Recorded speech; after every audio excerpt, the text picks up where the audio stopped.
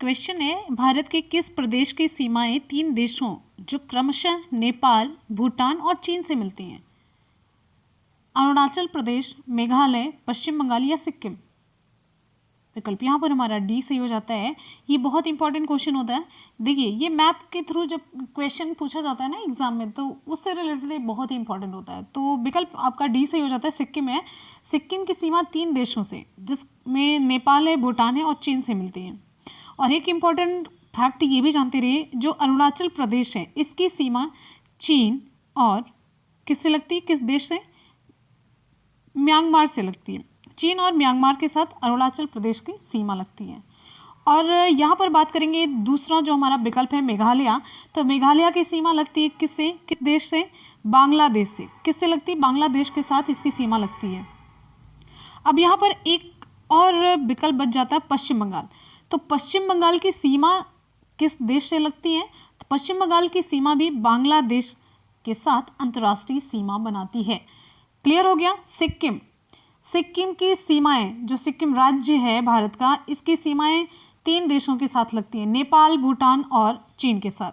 बात करेंगे पश्चिम बंगाल की, तो पश्चिम बंगाल की सीमा भी किसके साथ लगती है? बांग्लादेश के साथ लगती है और अंतर्राष्ट्रीय सीमा बनाती है। और मेघालय की जो सीमा है ये भी बांग्लादेश के साथ लग करके अंतर्राष्ट्रीय सीमा बनाती है। ठीक है, अच्छा। और यहाँ पर अरुणाचल प्रदेश की बात करते हैं तो इसकी सीमा चीन और म्यांमार दोनों से लगती है। बहुत ही इंपॉर्टेंट आपका यहाँ पर फैक्ट तैयार हो जाता है और एग्जाम के लिए बहुत ही इंपॉर्टेंट क्वेश्चंस भी आपके तैयार हो जाते हैं।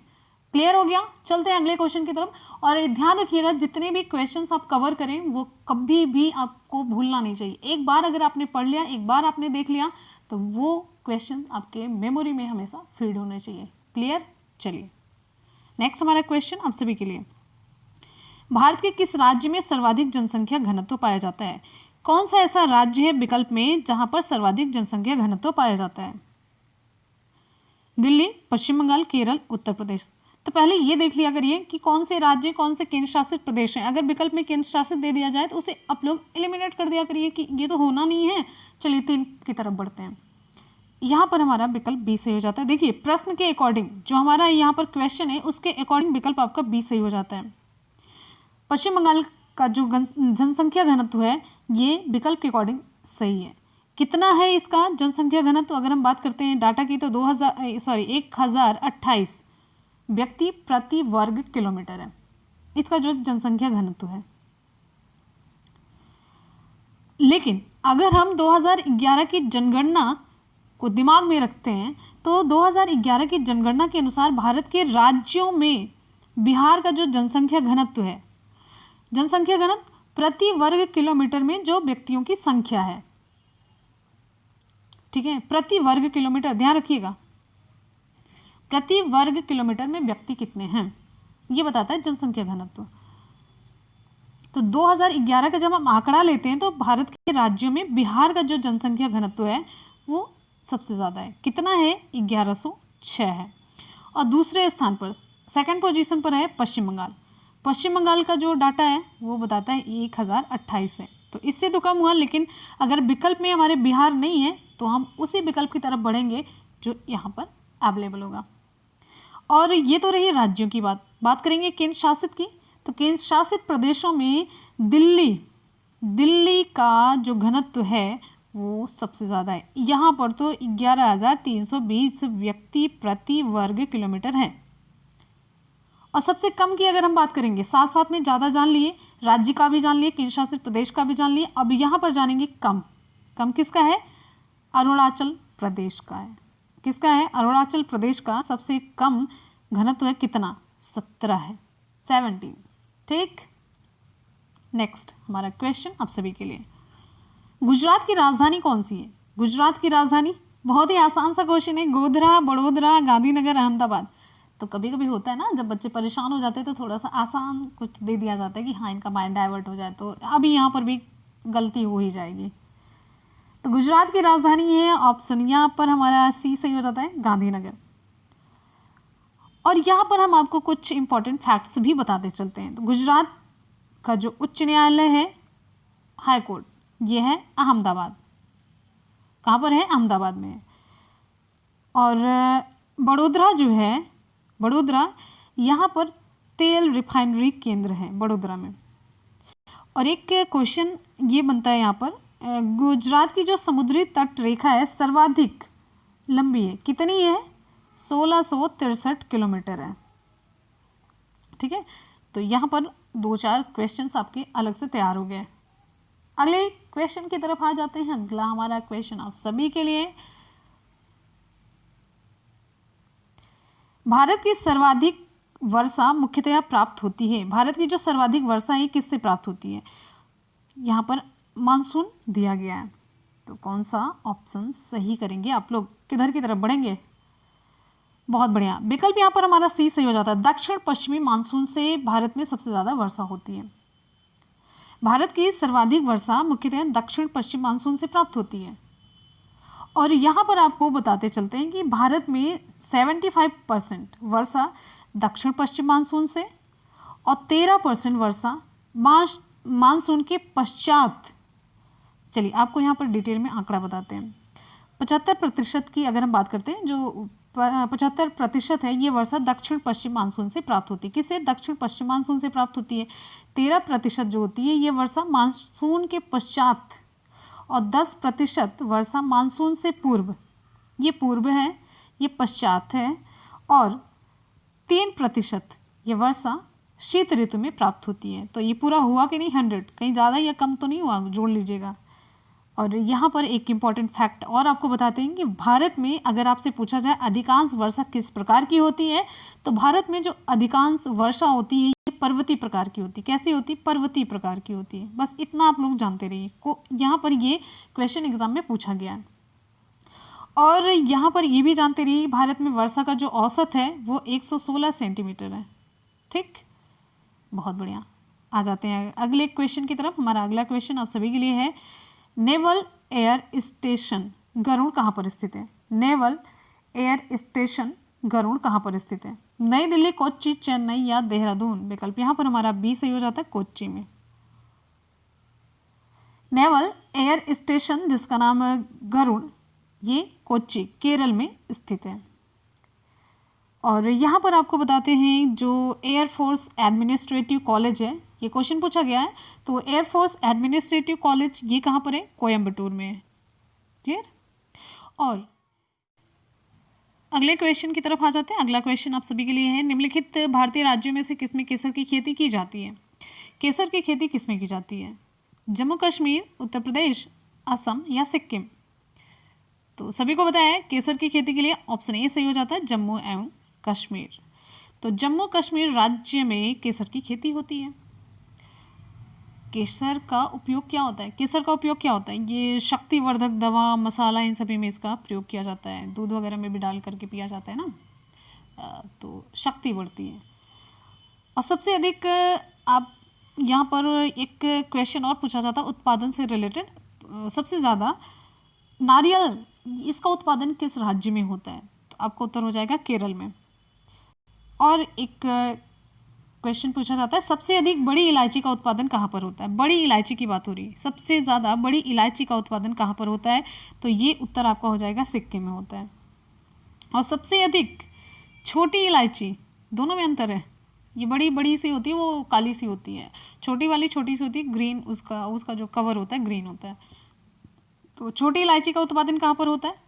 ये भी होता है, ये कहाँ पर होता है? ये केरल में होता है। देखिए अलग अलग करके अगर वहाँ पर फोकस किया जा रहा है बड़ी इलायची छोटी इलायची, तो मतलब दोनों का जो उत्पादन होगा वो अलग अलग होगा। तो बड़ी इलायची का उत्पादन सबसे ज़्यादा होता है सिक्किम में, और सबसे अधिक छोटी इलायची का जो उत्पादन होता है वो केरल में होता है। क्लियर हो गया? बहुत बढ़िया। अगले क्वेश्चन की तरफ आते हैं। हमारा अगला क्वेश्चन आप सभी के लिए, सफ़ेद रेगिस्तान भारत के निम्नलिखित राज्यों में से किस में स्थित है? सफ़ेद रेगिस्तान की बात हो रही है। विकल्प यहाँ पर हमारा ए सही हो जाता है, गुजरात। सफ़ेद रेगिस्तान भारत के गुजरात राज्य में स्थित है। और यहीं पर एक क्वेश्चन आपके एग्जाम में पूछा जाता है कि तटरेखा किसकी सबसे अधिक है? उत्तर आ जाता है आपका गुजरात। गुजरात की तटरेखा सबसे अधिक है। और एक क्वेश्चन पूछा गया है, सर क्रीक ये क्षेत्र किस राज्य में है? तो ये भी आपका उत्तर हो जाएगा गुजरात में। ठीक, चलिए अगले क्वेश्चन की तरफ बढ़ते हैं। नेक्स्ट, एशिया का सबसे पुराना तेल उत्पादक क्षेत्र कहाँ पर स्थित है? एशिया का सबसे पुराना तेल उत्पादक क्षेत्र कहाँ पर है? गुजरात, असम, अरुणाचल प्रदेश या नागालैंड? वेरी गुड, विकल्प बी सही हो जाता है, असम है। और आपको यहाँ पर बता दें, जब हम SCERT पढ़ा रहे थे तब वहाँ पर मैंने आपको डिटेल में बताया था, पूरे पहला ही चैप्टर था कार्बन और उसके अपर रूप में, ये मैंने पढ़ाया था। ठीक है, तो एशिया का सबसे पुराना जो तेल उत्पादन क्षेत्र है ये असम में है। एशिया के डिगबोई में, सॉरी असम के डिगबोई में सबसे पहले 1904 में तेल निकाला गया था। और यहीं पर एक इंपॉर्टेंट फैक्ट ये भी जानते रहिए, विश्व में प्रथम तेल कुआं कहाँ पर खोला गया था? USA में, यूनाइटेड स्टेट ऑफ अमेरिका। ठीक है, और अब यहाँ पर अगर हम ये बात करें आपसे, USA में कहाँ पर? जैसे एशिया में असम में कहाँ पर? डिगबोई। तो USA में पेंसिल्वेनिया में है। ठीक है, नेक्स्ट, गुरु शिखर क्या है?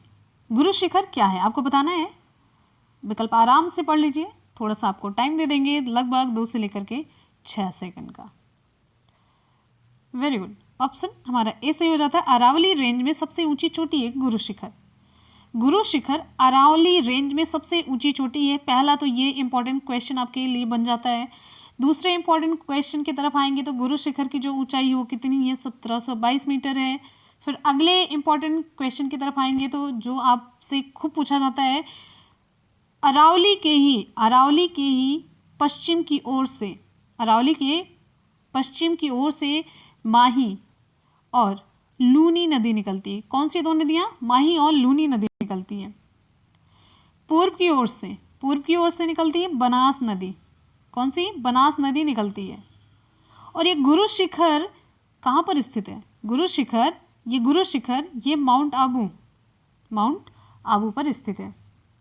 और लूनी नदी से ही एक यहाँ पर अगर ये नदी का नाम आया तो एक इम्पॉर्टेंट क्वेश्चन आपके लिए ये बनता है, खूब पूछा जाता है, लूनी नदी कहाँ पर लुप्त हो जाती है, कहाँ पर विलीन हो जाती है? तो आपका उत्तर होगा कच्छ के रण में। या फिर अगर आपसे ये पूछा जाए कि कच्छ के रण में कौन सी नदी विलीन हो जाती है, विलुप्त हो जाती है, खो जाती है, तो आपका उत्तर हो जाएगा लूनी नदी। और ये जो अरावली रेंज है ये पुरानी चट्टानों से बनी हुई है। यहाँ पर एक इंपॉर्टेंट फैक्ट आपको ये बता देते हैं, आपसे एग्जाम में क्वेश्चन खूब पूछा जाता है कि दक्षिण भारत की सबसे ऊंची चोटी कौन सी है? तो अनाईमुडी 2695 मीटर, जो अन्नामलाई की पहाड़ी पर है। अनाईमुडी अन्नामलाई की पहाड़ी पर स्थित है और जो कि दक्षिण भारत की सबसे ऊंची चोटी है। और एक इम्पॉर्टेंट क्वेश्चन आपके लिए और बनता है, पूर्वी तट की सबसे ऊंची चोटी कौन सी है? पूर्वी तट की अगर हम बात करते हैं, पूर्वी तट की सबसे ऊंची चोटी कौन सी है? ये है महेंद्रगिरी। कौन सी है? महेंद्रगिरी। क्लियर है? बहुत बढ़िया। नेक्स्ट क्वेश्चन पर आते हैं। हमारा अगला क्वेश्चन है, भारत में सबसे ज्यादा खेती किस फसल की होती है? विकल्प यहाँ पर हमारा कौन सा सही होगा? रागी, गेहूं, मक्का या चावल? विकल्प डी सही हो जाता है, चावल। तो भारत में सबसे अधिक खेती किसकी की जाती है? चावल की।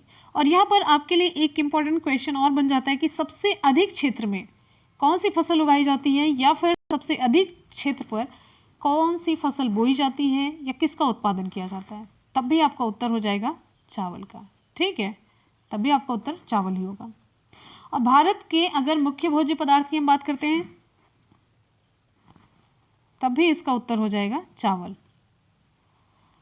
और भारत का दूसरा मुख्य फसल कौन सा है? ये है गेहूं। ठीक है, और अगर हम बात करते हैं विश्व का जो मुख्य भोज्य पदार्थ है वो क्या है? पूरे विश्व का मुख्य भोज्य पदार्थ ये है गेहूं। यहीं पर एक और इम्पॉर्टेंट क्वेश्चन आपके लिए बनता है, तो चीन का मुख्य जो भोज्य पदार्थ है वो कौन सा है? तो ये है चावल। एक और प्रश्न आपके लिए बनता है, चावल का जन्मभूमि किसे माना जाता है?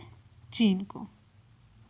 तो इतने सारे प्रश्न हमने आपको बता दिए कि ये सारे आपके एग्जाम में पूछे जा सकते हैं। तो इतने सारे क्वेश्चंस आप लोग तैयार कर रखिएगा, आगे आने वाले एग्जाम के लिए आप बहुत ही इंपॉर्टेंट पाएंगे इसे। हमारा अगला प्रश्न है, भारत की सबसे लंबी नदी कौन सी है जो समुद्र में प्रवाहित नहीं होती है? विकल्प के अकॉर्डिंग चूज करना आपको, गंगा, जमुना, ताप्ती या कावेरी? कौन सी सबसे लंबी नदी है जो समुद्र में प्रवाहित नहीं होती है? बहुत बढ़िया, विकल्प बी सही हो जाता है हमारा, जमुना है। जमुना या यमुना, यमुना नदी गंगा में मिल जाती है। देखिए यमुना नदी गंगा में मिल जाती है, कहाँ पर? प्रयाग में। प्रयाग में यमुना नदी गंगा से मिल जाती है। और भारत की सबसे लंबी नदी कौन सी है? गंगा है। 25 किलोमीटर है इसकी लंबाई। और भारत से होकर के बनने वाली सबसे लंबी नदी, जो बहने वाली सबसे लंबी नदी है, ये है ब्रह्मपुत्र। कौन सी है? ब्रह्मपुत्र नदी, 2900 किलोमीटर। भारत से होकर के बहने वाली सबसे लंबी नदी कौन सी? ब्रह्मपुत्र नदी है। और यहाँ पर आपको बताना है ब्रह्मपुत्र नदी की ओरिजिन कहाँ से है, कहाँ से ब्रह्मपुत्र नदी की उत्पत्ति होती है, ये आपको कमेंट करके कमेंट सेक्शन में बताना है।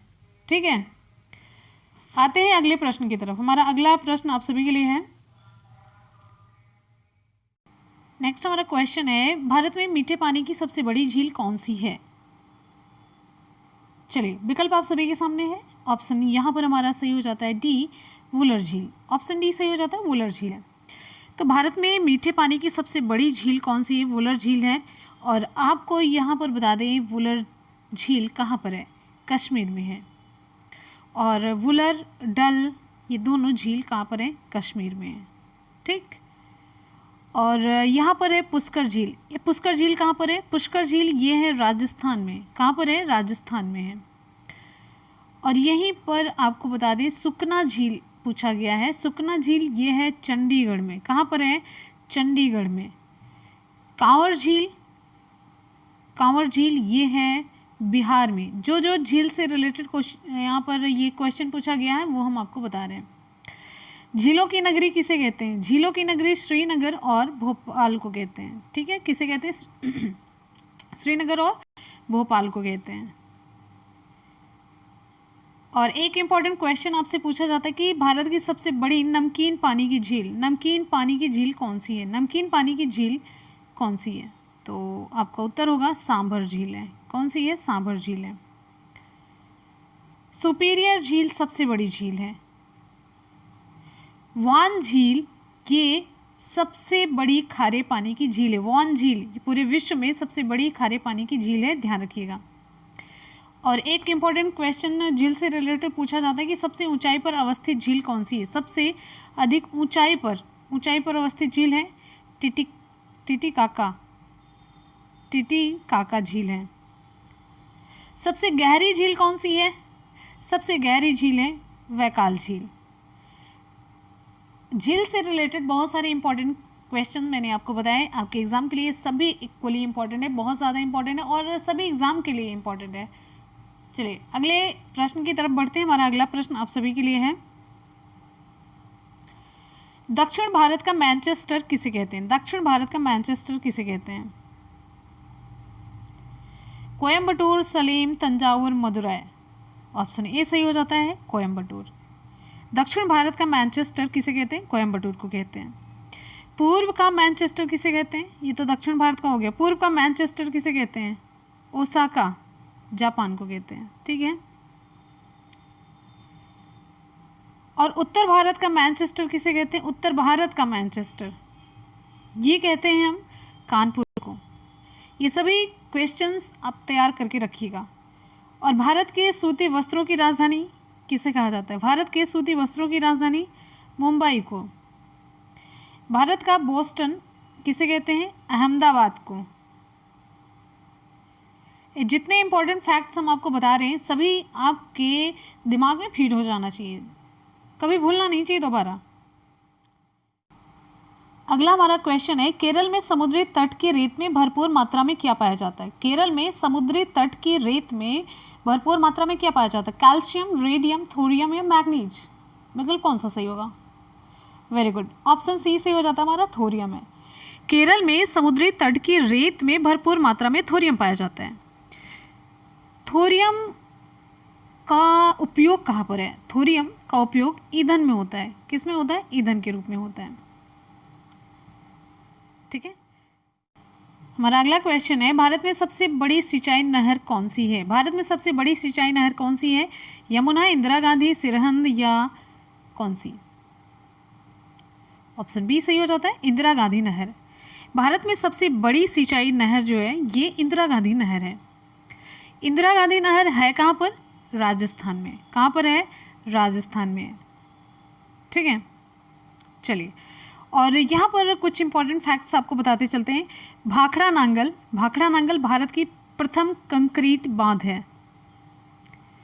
और हीराकुंड बांध ये कहाँ पर स्थित है? महानदी पर स्थित है। और DVC दामोदर घाटी परियोजना भारत की प्रथम बहुउद्देशीय नदी घाटी परियोजना है। और पोंग बांध ये कहाँ पर है? ब्यास नदी पर है। कुछ ऐसे एक्स्ट्रा फैक्ट थे जो हमने अभी पेपर में देखे थे, वो मैंने आपको बता दिए। अगले क्वेश्चन, हिंदी भाषा किस लिपि में लिखी जाती है? हिंदी भाषा किस लिपि में लिखी जाती है? बहुत ही इंपॉर्टेंट क्वेश्चन है, आप सभी के एग्जाम में खूब पूछा जाता है। विकल्प आप सभी के सामने है, गुरुमुखी, ब्राह्मी, देवनागरी, सौराष्ट्र। विकल्प आपका यहाँ पे कौन सा सही होता है? सी, देवनागरी। अगले क्वेश्चन पे आ जाते हैं। अगला क्वेश्चन आप सभी की स्क्रीन पे नेक्स्ट है, हिंदी की आदि जननी है। हिंदी की आदि जननी कौन सी है? संस्कृत, पाली, प्राकृत, अपभ्रंश। उत्तर आपका यहाँ पे सही हो जाता है, वेरी गुड, यहाँ पे आपका उत्तर सही हो जाता है ए, संस्कृत। फ्रेंड्स, आप सभी लोग, जितने भी लोग वीडियो को देख रहे हैं, सभी लोग फटाफट से वीडियो को लाइक कर दीजिए। जितने भी लोग हैं, एक लाइक और एक शेयर आप लोग जरूर करते रहिए। अगले क्वेश्चन पे आते हैं। अगला क्वेश्चन आप सभी की स्क्रीन पे, निम्नलिखित में कौन टा वर्ग नहीं है? कौन सा टा वर्ग नहीं है? विकल्प आप सभी के सामने है, ठ है, ढ है, ड़ है और घ है। तो यहाँ पे आपका उत्तर सही हो जाता है डी, घ टा वर्ग के अंतर्गत नहीं। किसके अंतर्गत है? का, ख, ग, घ, का वर्ग के अंतर्गत है। अगले क्वेश्चन पे आ जाते हैं। अगला, पानी में आग लगाना मुहावरे का अर्थ है। पानी में आग लगाना मुहावरे का अर्थ, पुरानी दुश्मनी को ताजा करना, ये नहीं होगा। असंभव कार्य को संभव कर डालना। उत्तर आपका सही हो जाता है बी, पानी में आग लगाना, इसका मतलब शांति में विघ्न डालना, क्षुब्ध होना, पुराने दुश्मनी को ताजा करना। ये तीनों ऑप्शन बिल्कुल नहीं होंगे। ऑप्शन आपका सही हो जाता है बी, असंभव कार्य को संभव कर डालना। नेक्स्ट क्वेश्चन पे आ जाते हैं। अगला क्वेश्चन आप सभी की स्क्रीन पे, मांगे भीख पूछे गांव की जमा का अर्थ क्या है?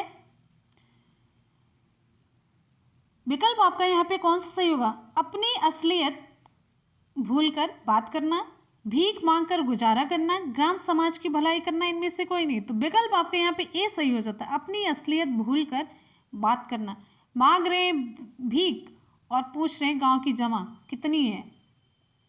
अगले क्वेश्चन पे आ जाते हैं। अगला क्वेश्चन है आप सभी के लिए, विस्मय स्थायी भाव किस रस में होता है? सभी क्वेश्चन आपके एग्जाम में पूछे हुए क्वेश्चन हैं। विस्मय स्थायी भाव किस रस में होता है? हास्य में, शांत में, अद्भुत में, विभत्स में। उत्तर आपका यहाँ पे सही हो जाता है सी, अद्भुत में। विस्मय स्थायी भाव अद्भुत रस में होता है। नेक्स्ट इंपॉर्टेंट क्वेश्चन है, रहमान पानी राखिए बिन पानी सब सून, पानी गैन उबरे मोती मानुस चून। प्रस्तुत पंक्तियों में कौन सा छंद है? छंद पूछा जा रहा है, कौन सा छंद है? दोहा, सवैया, चौपाई, काकली। विकल्प आपका यहाँ पे सही हो जाता है, दोहा है। नेक्स्ट क्वेश्चन पे आते हैं। नेक्स्ट हमारा क्वेश्चन है, निम्नलिखित में से कौन सा शब्दालंकार नहीं है? पूछा जा रहा है, शब्दालंकार नहीं है। श्लेष, विप्सा, उपमा, वक्रोक्ति। अलंकार की वीडियो मैंने बनाई है, सारे आप तक के जितने अलंकार पूछे गए हैं वो सभी एक ही वीडियो में मैंने कवर कर दिया है। साथ साथ में ट्रिक भी आपको बताई कि अलंकार कैसे आप पहचानते हैं। तो यहाँ पे शब्दालंकार नहीं है, तो विकल्प आपका यहाँ पे सही हो जाता है सी, उपमा। क्लियर है?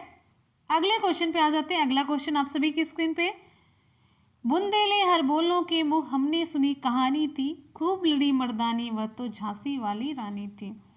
प्रस्तुत पंक्तियों के रचयिता कौन है? बहुत ही बढ़िया, हम लोग इस कविता को पढ़ते थे और खूब कहते थे, खूब गाया करते थे, खूब अच्छा लगता था क्योंकि ये लय ताल में है खूब। सत्यनारायण पांडे, मैथिली शरण गुप्त, सुभद्रा कुमारी चौहान, महादेवी वर्मा।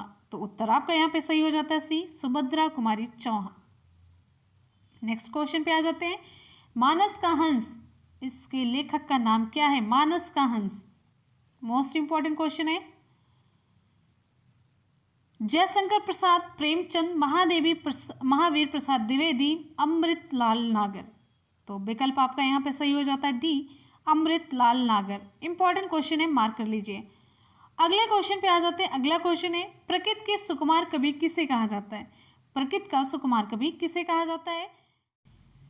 शब्द के 4 विलोम दिए गए हैं, सही विलोम शब्द का आपको चयन करना है। देखिए यहाँ पे हर्ष का विलोम दिया गया, हर्ष का विलोम। खेद दिया है वेदना, दुख, विषाद। तो उत्तर आपका यहाँ पे क्या सही होगा?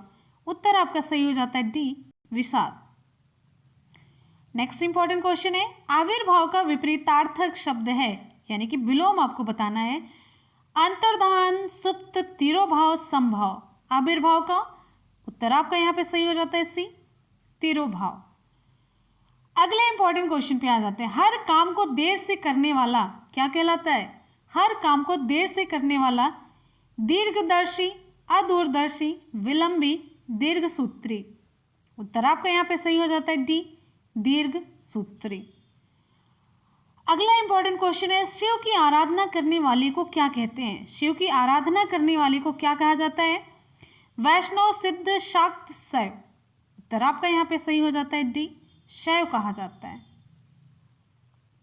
नेक्स्ट इंपॉर्टेंट क्वेश्चन है, टांग अड़ाना का अर्थ है, टांग अड़ाना का सही अर्थ क्या है?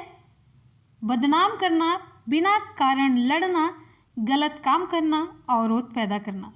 विकल्प आपका यहाँ पे सही हो जाता है डी, अवरोध पैदा करना। टांग अड़ाना का मतलब होता है अवरोध पैदा करना। नेक्स्ट क्वेश्चन पे आ जाते हैं। पानी में आग लगाना, पानी में आग लगाना मुहावरे का अर्थ क्या होगा? सही अर्थ आपको बताना है। पुरानी दुश्मनी को ताजा करना नहीं होगा।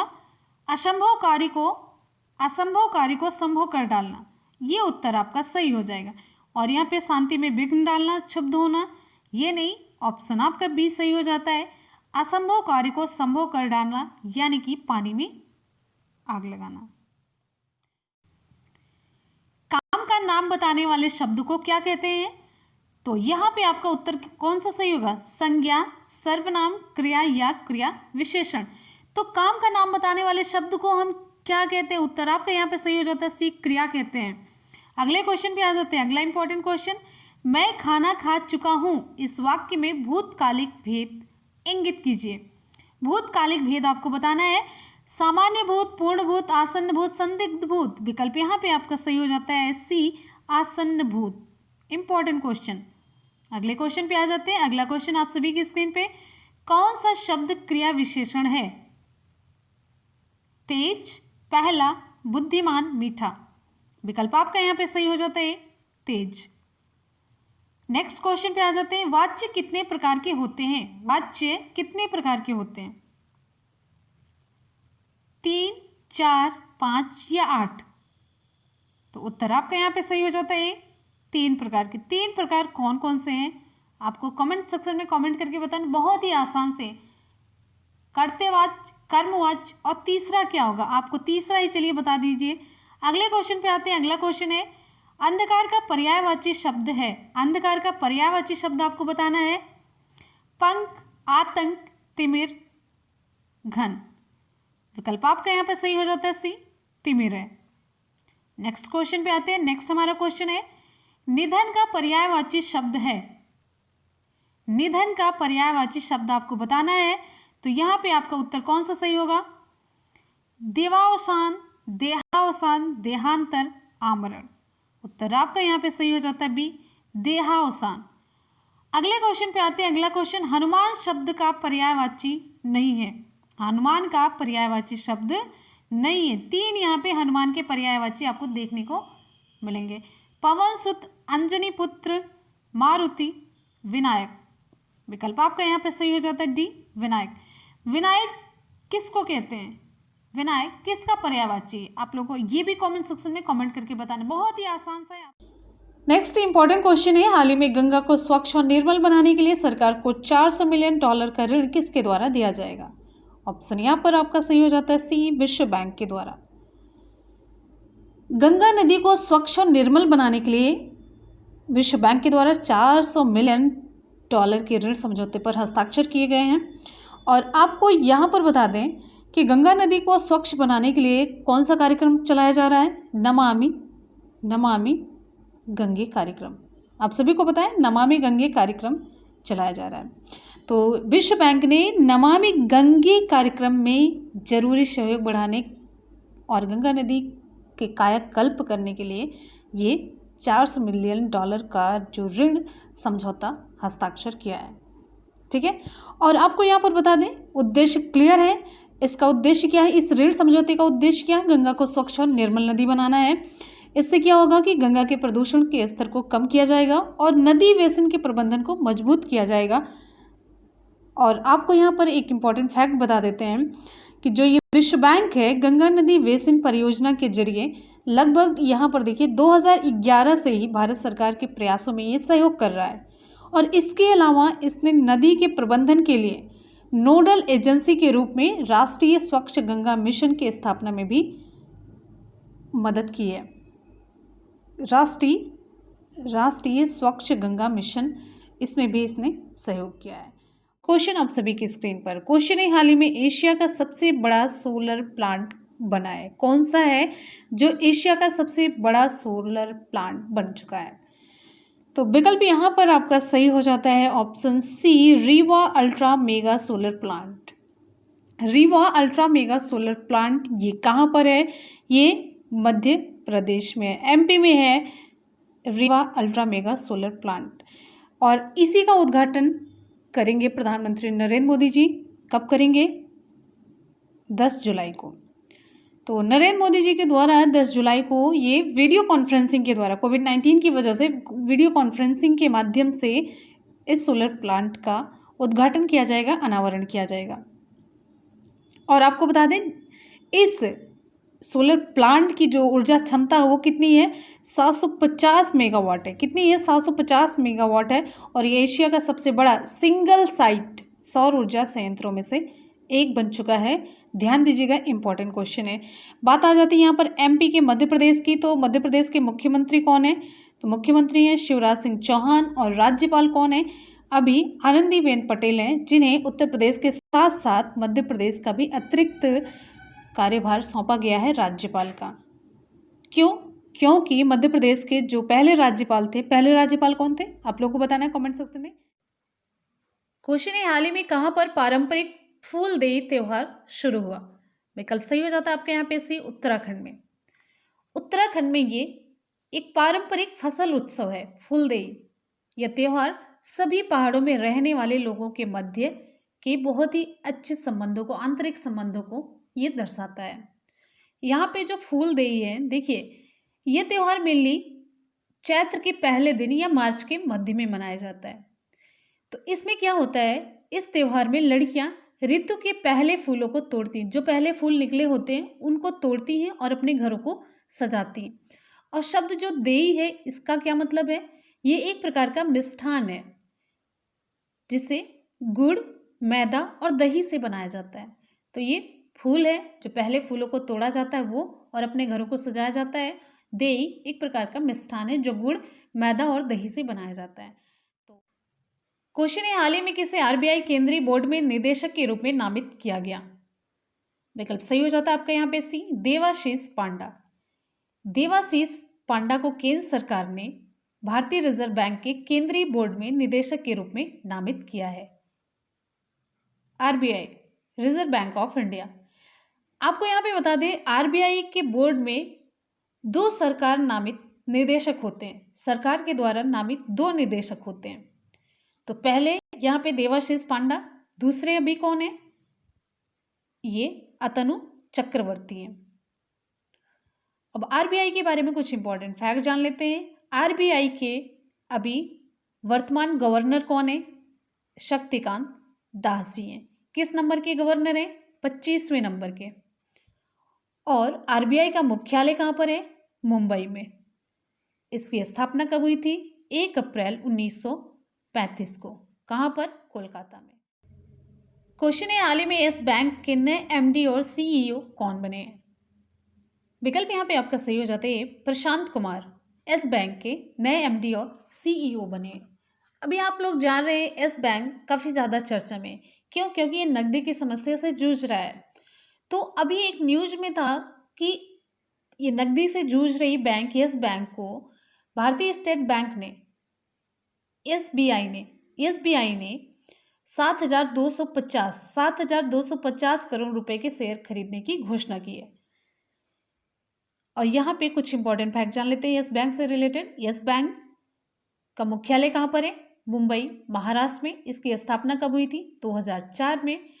तो बात आती है यहाँ पे एसबीआई के बारे में भी कुछ जल्दी से जानते चलते हैं।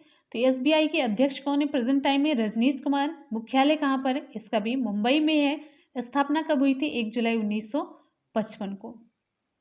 आरबीआई के बारे में भी मैंने आपको डिटेल में बताया था। अगले क्वेश्चन पे हम आ जाते हैं। नेक्स्ट हमारा क्वेश्चन है हाल ही में वुमेन ऑन बोर्ड 2020 अध्ययन में भारत किस स्थान पर रहा? विकल्प यहाँ पे आपका सही हो जाता है सी, 12वें स्थान पर रहा। वुमेन ऑन बोर्ड 2020 के अध्ययन के अनुसार भारत को दुनिया में 12वां स्थान मिला है। सूची में सबसे ऊपर कौन है? नॉर्वे है। नॉर्वे में जो वर्ल्ड में महिलाएं शामिल होती हैं, उपस्थित होती हैं, उसके आधार पर इसे पहला स्थान मिला और भारत को 12वां स्थान मिला। अध्ययन के लिए पूरे 36 देशों ने भाग लिया और इसमें 36 देशों की 7,824 कंपनियां इसमें हिस्सा ली और भारत से 628 कंपनियों ने इस अध्ययन में, इस सर्वेक्षण में भाग लिया। और आपको यहाँ पे बता दें, भारत की 628 जो कंपनियां सर्वेक्षण के लिए यूज की गई, उसमें से 55% कंपनियों में महिला निदेशक थी। अगले क्वेश्चन पे हम चलेंगे। नेक्स्ट हमारा क्वेश्चन है, आपको यहाँ पे एक इंटरेस्टिंग पॉइंट बताते हैं। भारत की जो 628 कंपनियां थी, इनमें से 55% कंपनियां महिला निदेशकों की थी। इंटरेस्टिंग और बहुत ही अच्छी बात है। अगले क्वेश्चन पे हम चलते हैं। नेक्स्ट हमारा क्वेश्चन है, हाल ही में किस कंपनी ने कोविड-19 को ट्रैक करने के लिए वेबसाइट लॉन्च की? विकल्प यहाँ पे आपका सही हो जाता है ए, माइक्रोसॉफ्ट ने दुनिया भर में कोविड-19 के प्रसार को ट्रैक करने के लिए एक वेब पोर्टल लॉन्च किया है। वेब पोर्टल को माइक्रोसॉफ्ट की विंग टीम ने लॉन्च किया। पोर्टल का उद्देश्य है कि दुनिया में नोवेल कोरोना वायरस के प्रसार को ट्रैक किया जाए। वेबसाइट की लिंक है bing.com/covid। ये है bing.com/covid। ये प्रत्येक देश के लिए संक्रमण के आंकड़े प्रदान कराता है। यहाँ पे आपको कुछ इंपॉर्टेंट फैक्ट बताते हैं माइक्रोसॉफ्ट से रिलेटेड। माइक्रोसॉफ्ट के मुख्य कार्यकारी अधिकारी सीईओ कौन है? सत्या नडेला। माइक्रोसॉफ्ट की स्थापना कब हुई? 4 अप्रैल 1975 को। माइक्रोसॉफ्ट का मुख्यालय कहाँ पर है? वॉशिंगटन, संयुक्त राज्य अमेरिका में। अगले क्वेश्चन पे हम चलेंगे। नेक्स्ट हमारा क्वेश्चन है, हाल ही में किसे आरबीआई केंद्रीय बोर्ड में निदेशक के रूप में नामित किया गया? विकल्प यहाँ पे आपका सही हो जाता है सी, देवाशीष पांडा को। देवाशीष पांडा को आरबीआई केंद्रीय बोर्ड में निदेशक के रूप में नामित किया गया। हमारा क्वेश्चन है, हाल ही में मुंबई सेंट्रल स्टेशन का नाम बदल करके क्या नाम रखने को मंजूरी दी गई? विकल्प सही हो जाता है आपका यहाँ पे बी, नाना शंकर सेठ। महाराष्ट्र ने मुंबई सेंट्रल स्टेशन का नाम बदल करके क्या नाम रखने को मंजूरी दी है? नाना शंकर सेठ मुंबई सेंट्रल रेलवे स्टेशन, ये है पूरा नाम इसका। नाना शंकर सेठ महाराष्ट्र के परोपकारी और शिक्षाविद थे, जिन्होंने मुंबई के विकास में बहुत योगदान दिया था। वो पहले भारतीय थे जिन्हें बॉम्बे की तत्कालीन विधान परिषद के लिए नामित किया गया था। महाराष्ट्र के मुख्यमंत्री कौन है? महाराष्ट्र के मुख्यमंत्री हैं उद्धव ठाकरे। राज्यपाल कौन है? भरत सिंह कोश्यारी। अगले क्वेश्चन पे हम चलेंगे, जस्टिस को राष्ट्रपति रामनाथ कोविंद ने राज्यसभा के लिए मनोनीत किया। तो विकल्प यहाँ पे आपका सही हो जाता है रंजन गोगोई को। रंजन गोगोई इससे पहले सुप्रीम कोर्ट के चीफ जस्टिस रहे। किस नंबर के चीफ जस्टिस रहे सुप्रीम कोर्ट के? 46वें नंबर के। और इन्हें हाल ही में राष्ट्रपति रामनाथ कोविंद ने राज्यसभा के लिए मनोनीत किया। अच्छा, प्रेजेंट टाइम में 46 के बाद 47 आएगा, तो 47वें नंबर के सुप्रीम कोर्ट के चीफ जस्टिस कौन है? तो विकल्प यहाँ पे अगर ऐसा क्वेश्चन पूछा जाता है तो विकल्प आपका सही होगा अरविंद बोबड़े, जो कि प्रेजेंट सुप्रीम कोर्ट के चीफ जस्टिस हैं। ये कब रिटायर्ड होंगे? अप्रैल 2021 को, मेनली 23 अप्रैल 2021 को अरविंद बोबड़े सुप्रीम कोर्ट के चीफ जस्टिस रिटायर होंगे। अगले क्वेश्चन पे हम चलेंगे। अगला आपका क्वेश्चन आप सभी की स्क्रीन पे यहाँ पे देखिए, हाल ही में कोविड-19 के प्रति भारत ने कितनी आपातकालीन निधि जारी की है? तो विकल्प यहाँ पे आपका सही हो जाता है ए, $10 बिलियन। $10 मिलियन भारत सरकार ने कोविड-19 के लिए आपातकालीन निधि के रूप में जारी की है। और भारत ने दक्षिण एशिया क्षेत्रीय सहयोग संगठन यानी कि सार्क देशों के लिए डॉक्टरों और विशेषज्ञों की एक त्वरित प्रतिक्रिया टीम को भी एक साथ रखने की योजना बनाई है, जिससे कि जब भी ज़रूरत पड़े तुरंत ये लोग काम करें। तो बात आती है सार्क की। सार्क के बारे में कल मैंने आपको इम्पोर्टेंट फैक्ट बताया था, तो सार्क के बारे में आप लोग जानते रहिए। सार्क की स्थापना कब हुई? 8 दिसंबर 1985 को। सार्क का मुख्यालय कहाँ पर है? काठमांडू में, जो कि नेपाल में है। सार्क के कुल सदस्य देश कितने हैं? 8 हैं। कौन कौन है? अफगानिस्तान, बांग्लादेश, भूटान, भारत, मालदीव, नेपाल, पाकिस्तान और श्रीलंका। सबसे लास्ट में कौन सा देश जुड़ा है? अफगानिस्तान। नेक्स्ट क्वेश्चन पे हम आते हैं। नेक्स्ट हमारा क्वेश्चन है, हाल ही में किसने माइक्रोसॉफ्ट के बोर्ड से इस्तीफा दे दिया है? विकल्प यहाँ पे आपका सही हो जाता है, बिल गेट्स ने। माइक्रोसॉफ्ट के संस्थापक बिल गेट्स माइक्रोसॉफ्ट के निदेशक मंडल से इन्होंने इस्तीफा दे दिया है। बात आती है माइक्रोसॉफ्ट की, तो कुछ इंपॉर्टेंट फैक्ट जान लेते हैं। माइक्रोसॉफ्ट के मुख्य कार्यकारी अधिकारी सीईओ कौन है? सत्या नडेला। माइक्रोसॉफ्ट की स्थापना कब हुई? 4 अप्रैल 1975 को। माइक्रोसॉफ्ट का मुख्यालय कहाँ पर है? इसका मुख्यालय है वॉशिंगटन, संयुक्त राज्य में, यूएसए में। क्वेश्चन है, हाल ही में गूगल पर सबसे ज्यादा खोजी जाने वाली महिला कौन बनी है? तो यहाँ पे आपको बताना है, विकल्प आपका यहाँ पे सही हो जाता है ए, टेलर स्विफ्ट। गूगल ने 8 मार्च 2020 को अंतर्राष्ट्रीय महिला दिवस के अवसर पर इंटरनेट पर सबसे ज़्यादा खोजी जाने वाली महिलाओं का डाटा साझा किया। तो इस सर्च इंजन द्वारा जारी की गई सूची के अनुसार ये गायिका है टेलर स्विफ्ट। गायिका को महिला में साल 2020 में संगीत की श्रेणी में गूगल पर सबसे अधिक खोजा गया। किस श्रेणी में? संगीत की श्रेणी में। अच्छा, अब साथ में और भी जानते चलते हैं। यहाँ पे सेरेना विलियम्स को गूगल पर साल 2020 में स्पोर्ट्स में सबसे अधिक खोजी जाने वाली महिला चुना गया। और एक्वाफिना गूगल पर साल 2020 में कॉमेडी में सबसे अधिक खोजी जाने वाली महिला बनी है एक्वाफिना। इस तरीके से गूगल ने अपना डाटा बताया। तो गूगल के सीईओ सुंदर पिचाई हैं, मुख्यालय अमेरिका के कैलिफोर्निया में। अगले क्वेश्चन